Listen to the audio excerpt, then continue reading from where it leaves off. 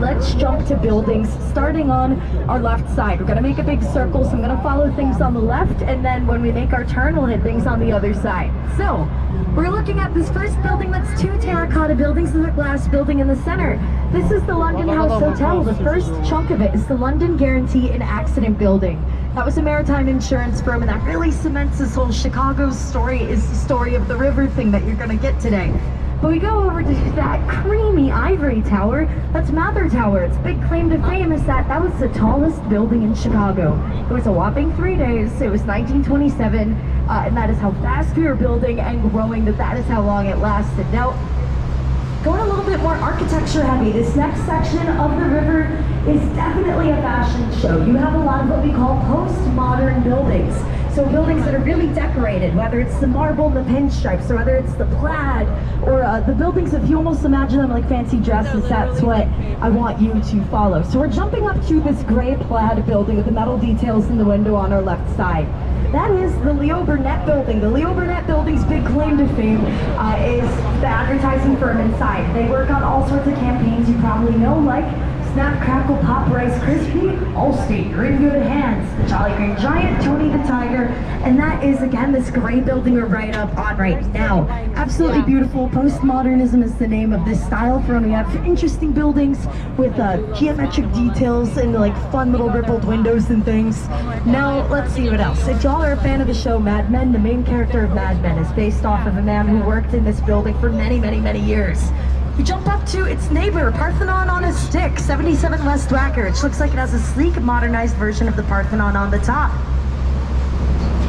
So, Parthenon on a Stick, it's this is what we call contextualism. That's the big word that I'm throwing at us next. So, in this case, it's twofold. One, this building is at the edge of our theater district. Chicago, we put on more theater every single year than Broadway does, all over this city. And if you're looking at the top of it, that looks like a sleek, modernized version of the Parthenon. That is a tie to Western theater's history with ancient Greece.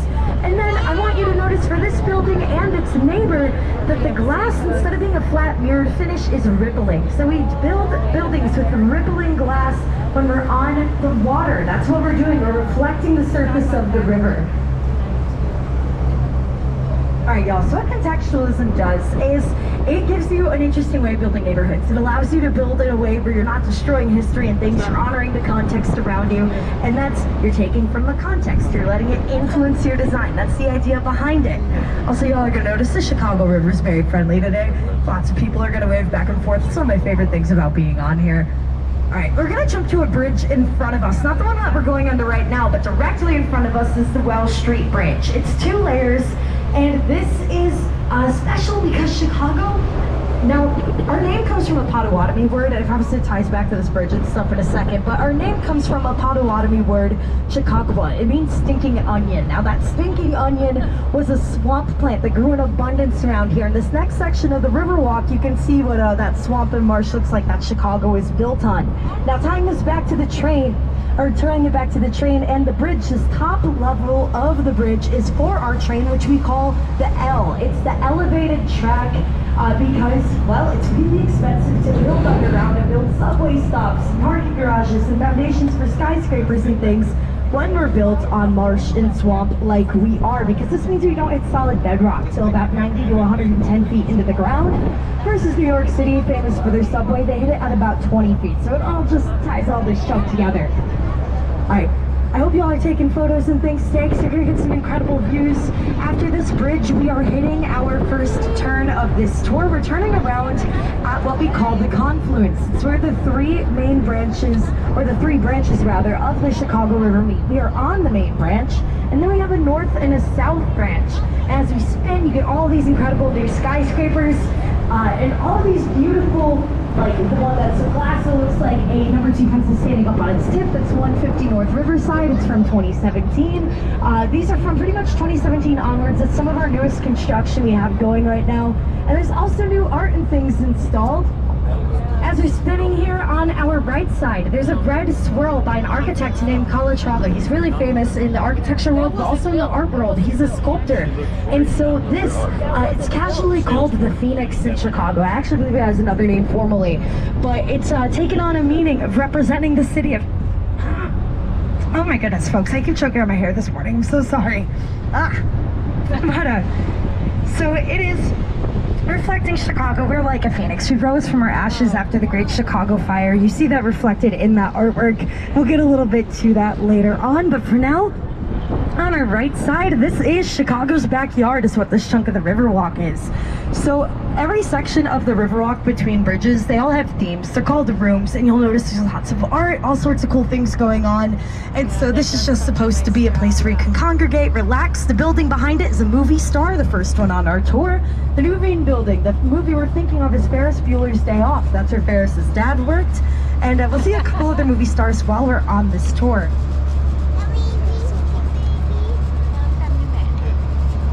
Okay, so jumping in front of us too, this tan stone building that has stripes going up the side, step pyramid details. This is the Mart. Now the Mart's big claim to fame is that this is the second largest building in Chicago. Up until the Pentagon was built, it was the largest building in the world. Now we're not talking in terms of height, we're talking in terms of volume. This is a ground scraper, my friends. So what's going on with this? It's 4.2 million square feet on the inside. It's so massive that if you put all of the hallways in one straight line, it would reach from Chicago to Philadelphia. That is how many miles of hallways are in this building. It was the first building to have its own zip code because it's so huge, it's like mailing to an entire other town. And stylistically, this is what we call Art Deco, my friends. Art Deco is from the 1920s, and one of the key features of it is stripes going up the side of your building because it's the first time we were building skyscrapers really in earnest in Chicago's history, and that's through the 1920s just about. We jump up to a building that says Chicago Cut Steakhouse at the bottom in red font, glass and steel going up. This is one of the most eco-friendly buildings in the world, not just in Chicago, which is why it's my favorite building to show you on this tour. This building has a give and take relationship with the river. It cleans up the river, and the river helps the mechanicals of this building. How it works? The building slurps in the river water because it's always relatively cool. The water, as it pumps through the building, it cools off the mechanical system inside. The building, as it's circulating that water, filters it and then returns it into the river. So it returns into the river cleaner than when it started, and it's giving something to the building too. Chicago, we actually have a lot of eco-friendly design. There is an organization called LEED, L-E-E-D. They go and they certify eco-friendly buildings around the world, and we have more LEED certified buildings than any other city in the world. We're really proud of that fact. Let's jump up to these corn cobs that we have coming up on our left side. I know we already got one view of them coming up the river. So these are the Marina City Towers. That's their real name. Now, the idea behind this is what we call a city within a city design. It means you have everything you need for work, play, and entertainment right at your front step. And this, by the way, was a response to people fleeing the city in the 1960s for the suburbs. So the way that Chicago was viewing this and how it was impacting the economy was people would earn their money in the city and they would commute to the city for work. They would earn money in the city but then go and spend it. Ooh, big B. They would go and spend it in the suburbs, whether that was for their home and property taxes or even recreation and things. And so Chicago said, we want you to earn your money here and spend your money here. And this is where these come into play. Part of why the Marina City Towers were a success. When they were first built, they were built as affordable housing for the janitors union in Chicago. That's who was backing it rather than a private developer. And so this was initially affordable housing. Then we have the parking garage and stuff. We have the marina that gives it its name, but we also have restaurants in it. We have the House of Blues. It used to be a movie theater. Smith and Walensky used to be an ice.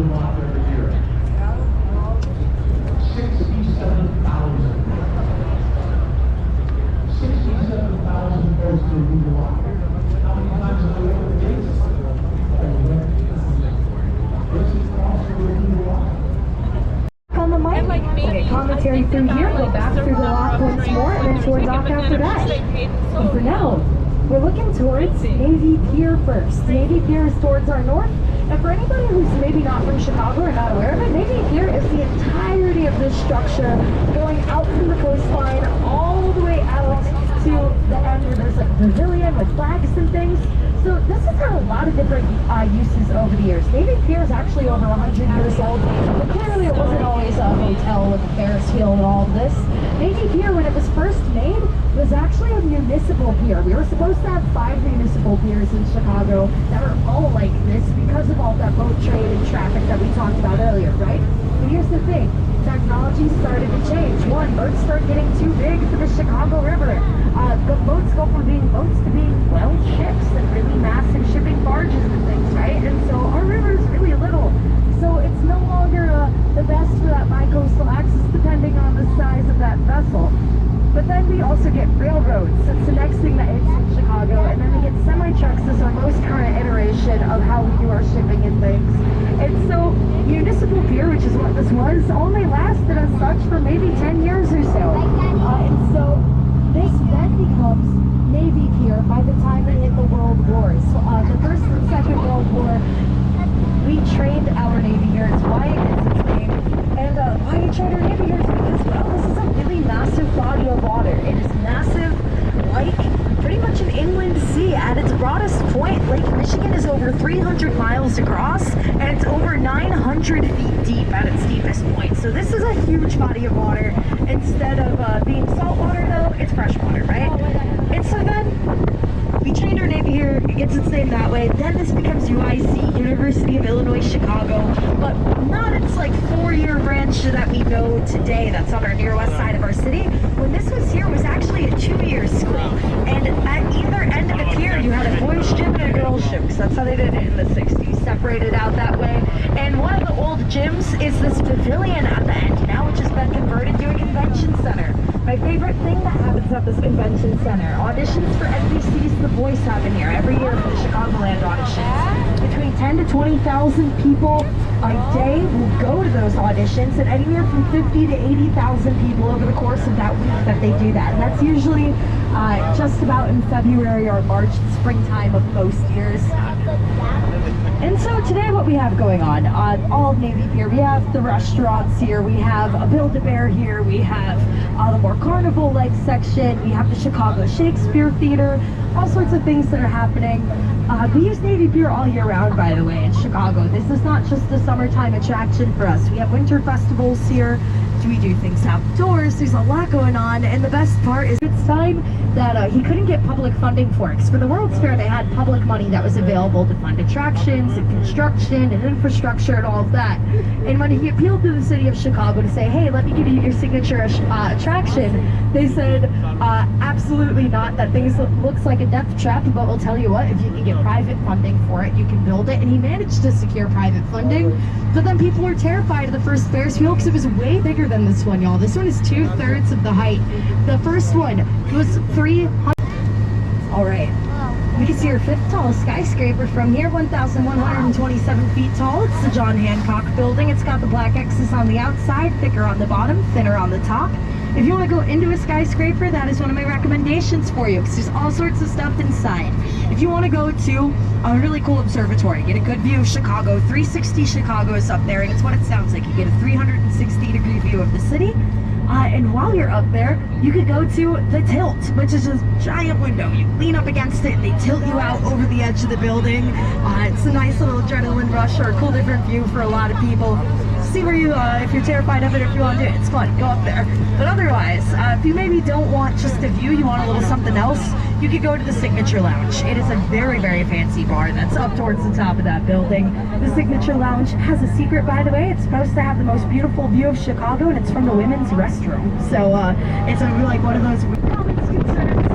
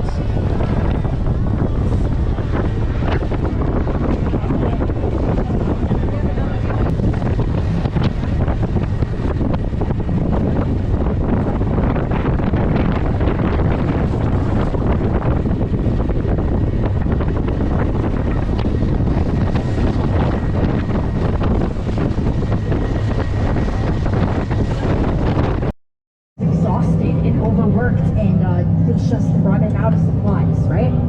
So how this goes, there is a myth that was the O'Leary family, and it was Mrs. O'Leary went to milk her cow Daisy. Daisy kicked over a lantern at 10 o'clock at night, and that's what caused the fire. That is a fake story, and we knew it was fake from the moment that we first published it. It's the worst part. The O'Learys caught the blame for the Chicago fire for like 100 years at least, well over. It wasn't actually until the mid-90s that the city council, the aldermen, hold a formal meeting and exonerate the cow Daisy and say that Daisy never kicked over a lantern. It took until the 1990s for that to happen, when this was 1871, y'all.